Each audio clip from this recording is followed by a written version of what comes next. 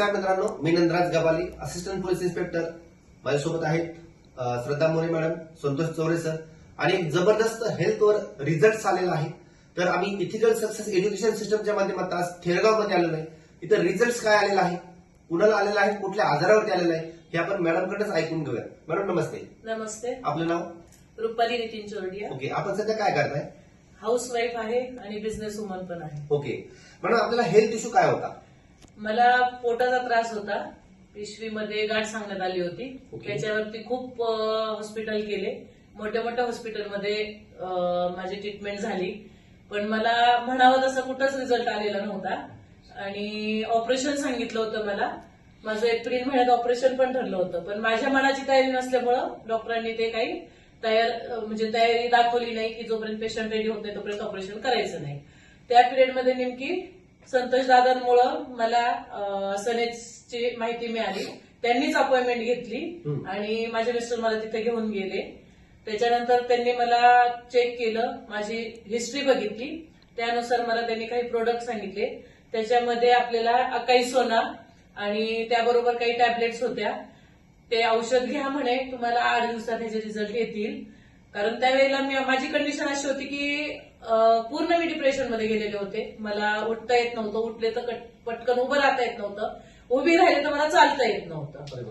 हा, तर खूप जास्त माझी सिच्युएशन खराब होती. तर एक नाही आपण म्हणतो की चला बाबा एक तिनके को डुबते को तिनके का सहारा, तसं झालं ते.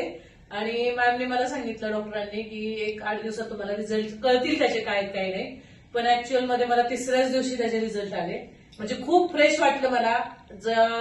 सकाळ सकाळ अकाई सोना घेऊन आणि औषध. मग त्याच्यानंतर मी 3ऱ्या दिवशीच संतोष दादांना फोन केला की मला मॅमने सांगितलं की 8 दिवस मध्ये तुम्हाला रिझल्ट येतील, पण मला अवघ्या 3ऱ्याच दिवशी त्याचे रिझल्ट आले. आणि त्याच्यानंतर म्हणजे एकदम दिवसाची सुरुवात असं थकणं किंवा असं विकणे जास्त हे प्रकार कमी झाले. सर, तुम्हाला काय वाटतं आज मॅडमचा जो रिझल्ट मॅडम शेअर करतायत, तर तुम्ही हॅपी आहात का? भरपूर.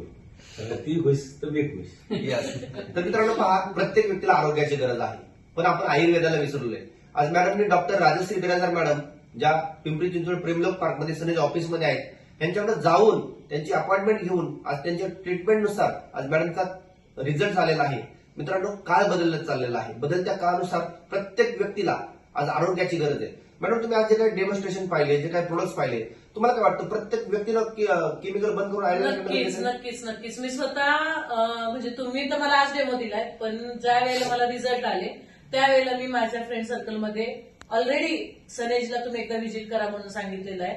आणि माझं स्वतःचं उद्दिष्ट असं आहे की जर एखाद्या ठिकाणी माझा पैसा वेस्ट झाला तर मी दुसऱ्याला पण ते सजेस्ट करत नाही, पण जर रिझल्ट चांगला आला तर मग मात्र तो नक्कीच प्रत्येकापर्यंत पोहोचवण्याचा प्रयत्न करते. आणि तसंच तुम्ही न सांगताच मी सनेज बद्दल ऑलरेडी माझ्या फ्रेंड सर्कलमध्ये, माझ्या परिवारामध्ये की ऑपरेशन जर सांगताय तर तुम्ही एकदा नक्की इथं व्हिजिट करा, तुमचं नक्की ऑपरेशन टाळणार.